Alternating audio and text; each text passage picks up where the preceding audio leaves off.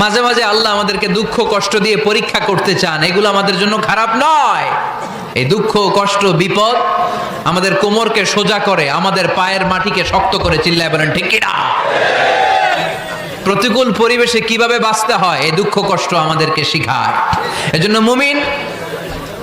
মুমিন বান্দার বৈশিষ্ট্য হচ্ছে দুঃখ কষ্ট বেদনা জ্বালা এগুলোতে সে আপসেট হয় না, সে হাল ছেড়ে দেয় না, সে ভরসা রাখে একজনের উপর। চিল্লায় বলতে হবে তিনি কে?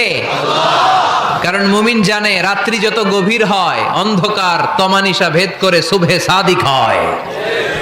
মুমিন জানে গর্ভবতী নারীর পেটের ব্যথা যেই দিন বাড়তে থাকে ওই দিনই নতুন মেহমান আগমনের সময় ঘনাতে থাকে।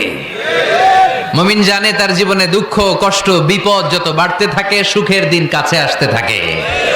এজন্য মুমিনের হারাবার কিছু নেই। ফা ইন্নামা আল